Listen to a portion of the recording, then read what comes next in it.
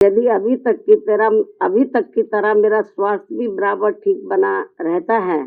तो तब तक मेरा इन वर्गों के हित व कल्याण के लिए निरंतर प्रयास व संघर्ष आदि जारी रहेगा।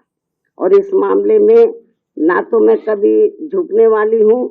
तथा ना ही कभी किसी के दबाव व लालच आदि में आकर अपनी पार्टी की मूवमेंट से पीछे हटने वाली हूँ, जिसके लिए बीएसपी के जन्मदाता एवं संस्थापक मान्यवर श्री कांशीराम जी ने अपनी पूरी जिंदगी समर्पित कर दी है। इतना ही नहीं बल्कि इन्होंने अपने जीते जी हर मामले में मुझ पर पूरा भरोसा करके व मुझे अपना एकमात्र उत्तराधिकारी बनाकर इस पार्टी की संपूर्ण जिम्मेवारी भी मेरे कंधों पर सौंप दी है, जिसे मैं अपने जीते जी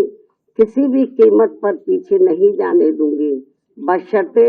ईवीएम हमारी मुश्किलें और ज्यादा ना बढ़ाता रहे। ये मैं अपनी पार्टी के लोगों को विश्वास दिलाना चाहती हूँ, लेकिन इसके लिए मैं उनसे पार्टी को हर स्तर पर पूरा सहयोग करने की भी पुरजोर अपील करती हूँ। वैसे मुझे पूरा भरोसा है कि इस मामले में पार्टी के लोग मुझे कतई भी निराश नहीं करेंगे। इसके साथ साथ यहाँ मैं ये भी कहना चाहूंगी कि पार्टी द्वारा हर वर्ष इनके मूवमेंट को आगे बढ़ाने के लिए विभिन्न स्तर पर जो भी प्रयास किए गए हैं और इस दौरान जो भी उतार चढ़ाव आए हैं तथा विरोधियों द्वारा बीएसपी को कमजोर करने के लिए जो भी षड्यंत्र रचे गए हैं, तो इन सब का पिछले एक वर्ष का पूरा लेखा जोखा मेरे हर वर्ष आज के ही दिन अर्थात मेरे जन्मदिन के मौके पर जारी होने वाली पुस्तक मेरे संघर्ष में जीवन एवं बीएसपी मूवमेंट का सफरनामा में हिंदी व अंग्रेजी में वर्णित कर दिया जाता है, जो फिर ये पुस्तक पार्टी में विशेषकर नए जुड़े लोगों के साथ साथ वर्तमान युवा पीढ़ी व आगे आने वाली पीढ़ी के लिए भी पार्टी व मूवमेंट के हित में उन्हें सही मार्गदर्शन व प्रेरणा आदि देने का ये अति महत्वपूर्ण कार्य करेगी, जिसका 21वें हिंदी व अंग्रेजी संस्करण का मैं विमोचन करूं। लेकिन उससे पहले मैं मीडिया के माध्यम से पार्टी के लोगों को सावधानी के तौर पर यह बताना जरूरी समझती हूँ कि देश में पार्टी की मूवमेंट को आगे बढ़ने से रोकने व कमजोर करने के लिए पिछले कुछ वर्षों से यहाँ कांग्रेस, बीजेपी व अन्य जातिवादी पार्टियां आए दिन किस्म किस्म के साम दाम दंड भेद आदि अनेकों हथकंडे इस्तेमाल करती रहती हैं, जिनका सही व समय से मुंह तोड़ जवाब देकर वे हर प्रकार की सावधानी बरतते हुए ही अपनी पार्टी के लोगों को पूरे देश में बीएसपी को हर स्तर पर मजबूत बनाना है। और खासकर आबादी के हिसाब से देश के सबसे बड़े प्रदेश यूपी में फिर से यहाँ अपनी पार्टी बीएसपी को सत्ता में लाना भी बहुत जरूरी है। हालांकि इस संदर्भ में काफी कुछ विस्तार से जानकारी मैंने दिनांक 9 अक्टूबर सन 2025 को बीएसपी के जन्मदाता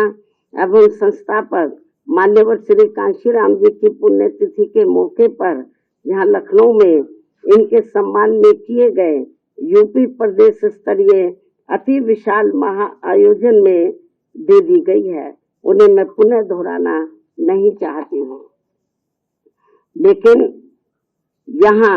यूपी की आम जनता को सजग व सचेत करने के उद्देश्य से ये कहना जरूरी समझती हूँ कि पिछले महीने सन 2025 में उत्तर प्रदेश विधानसभा के हुए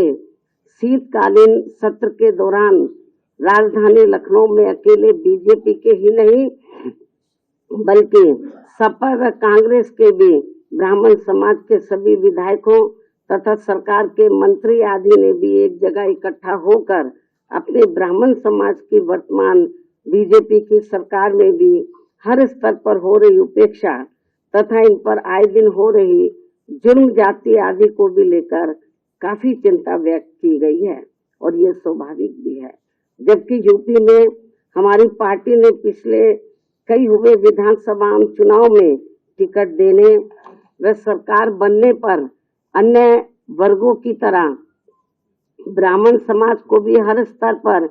उचित भागीदारी दी है। साथ ही इनके ऊपर किसी भी प्रकार से कोई भी अन्याय अत्याचार आदि नहीं होने दिया है, जिसे ध्यान में रखकर अब यहाँ ब्राह्मण समाज को भी कांग्रेस, बीजेपी व सपा आदि इन पार्टियों के किसी भी बहकावे में नहीं आना चाहिए। वैसे भी अब ब्राह्मण समाज को किसी का भी चोखा बाटी आदि नहीं चाहिए